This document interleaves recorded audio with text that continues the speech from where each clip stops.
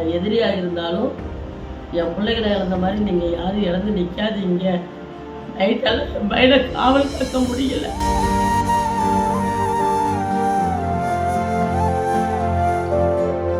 என் பிள்ளைகள் எங்களை கூப்பிடுற மாதிரியே இருக்காங்க. ஏன் எங்களை ஊட்டிங்கன்னு தடுக்கவே இல்லைன்னு சொல்கிற மாதிரி இருக்கு எனக்கு தெரிஞ்சு.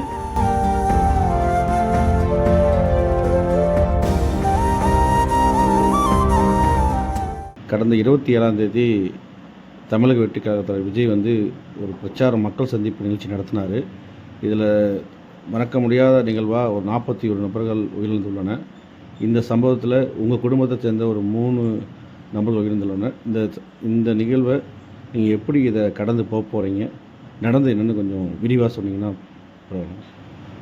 நான் போகலை, என் பையன், என் மருமவ, என் பேத்திங்க தான் போயிருக்காங்க. என்ன நடந்ததுன்னு அங்கே எனக்கு தெரியாது. ஆனால் என் பையன் ஃபோன் பண்ணும்போது எங்கள் ஜீவாவை காணாமா, லக்ஷனாவுக்கு பேச்சு மூச்சு இல்லைம்மான்னு தான் சொன்னான். நான் நேராக அச்சய ஆஸ்பத்திரி சேர்த்திருக்கேன், நீங்கள் வாங்கம்மான்னு. நான் போங்கலையுமே ஜிஹெச்சுக்கு வந்துட்டாங்க, அதனால் ஜிஹெச்சுக்கு வந்துருங்கம்மா அப்படின்னா. நான் என் சின்ன பையனுக்கு ஃபோன் பண்ணி எங்கள் ஜீவாவை காணான்னு சொல்கிறான்டா, நீ கிளம்பி வாடா அப்படின்னு சொன்னேன். அவனும் எங்களுக்கு தெரிஞ்சவங்களாம் அங்கே வேலுச்சாமி படத்தில் இருக்காங்கன்னு ஃபோன் பண்ணி நாங்கள் அலர்ட் பண்ணணும். அப்புறம் ஆஸ்பத்திரிக்கு போனோன்னா ஒவ்வொருத்தராக பார்க்க எங்கள் லக்ஷனாவுக்கு பேச்சு மூச்சு இல்லாதனால ட்ரீட்மெண்ட்டும் சரியாக பார்க்கலன்னு தான் சொல்லுவேன் நான். ஏன்னா அவளுக்கு உயிர் இருந்தது. அவங்க நல்லா ஹேர் எடுத்து பார்த்துருந்தாங்கன்னா என் பேத்தி பொழைச்சிருப்பா. அதனால் பார்க்கல. நடந்து போச்சு. என் பிள்ளைங்க கஷ்டப்படுற மாதிரி யாருமே பொம்பளைகளோ குழந்தைங்களையே கூட்டிக்கிட்டு மீட்டிங்கு போகாதீங்க. 2வது, என் பையனை நான் எங்கள் வீட்டுக்காரர் இறக்கும் போது எங்கள் பெரியவன் 14 வயசு, எங்கள் சின்னவன் 6 வயசு. இன்றைக்கி என் பிள்ளைகளை விட்டுட்டு போன மாதிரி தான் விட்டுட்டு போயிருக்குதுங்க. இவனுங்களை வளர்த்துறது சின்ன பிள்ளைல ரொம்ப கரையேற்றிட்டேன். இப்போ பார்க்குறது தான் ரொம்ப கஷ்டமாக இருக்குது எனக்கு. அந்த துன்பத்தை யாராலையும் அனுபவிக்க முடியாது. என் எதிரியாக இருந்தாலும் என் பிள்ளைகளை இழந்த மாதிரி நீங்கள் யாரும் இழந்து நிற்காதீங்க. நைட்டெல்லாம் பையனை காவல் காக்க முடியல.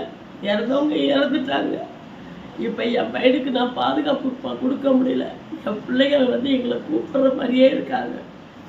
ஏன் எங்களை ஊட்டிங்கன்னு தடுக்கவே இல்லைன்னு சொல்கிற மாதிரி இருக்குது எனக்கு தெரிஞ்சு.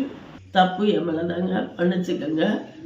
உங்கள் வீட்டில் துயரம் நடந்ததை நான் என் வீட்டில் நடந்த மாதிரி நான் கருதுகிறேன். மன்னிச்சுக்கோங்க, உங்கள் தம்பியாக ஏற்றுக்கோங்க. இப்படியெல்லாம் தப்பு நடக்குன்னு எனக்கு தெரியாது, மன்னிச்சுக்கோங்கன்னு கேட்டார். இந்த சம்பவத்துக்கு நீங்கள் நடிகர் விஜய் ஏதாவது குறை சொல்ல இருப்பீங்களா? நாங்கள் யாரையுமே குறை சொல்லலை. எங்கள் தலையெழுத்து. நாங்கள் போனது ஃபஸ்ட்டு தப்பு. அவங்களாம் வர வேணாம்னு சொல்லி என் பேத்திங்க குதித்தது ஃபஸ்ட்டு தப்பு. என் பேத்திகளால் தான் என் பையனை என் மருமகளும் போனாங்க. இந்த தருணத்தை இதை நீங்கள் மீள்றதுக்கும் உங்கள் மகனை நீங்கள் இரவு பகலாக பாதுகாத்துருக்கீங்க. நீங்கள் இந்த தருணத்தை என்ன நினைக்கிறீங்கம்மா? நாங்கள் செத்துருக்கக்கூடாதான்னு நினைக்கிறோம். பிள்ளைங்க இருந்து நாங்கள் இறந்துருக்கணும். எங்களால் இந்த வேதனை தாங்க முடியல. செய்திகளை உடனுக்குடனும் துல்லியமாகவும் தெரிந்து கொள்ள சப்ஸ்கிரைப் பண்ணுங்க.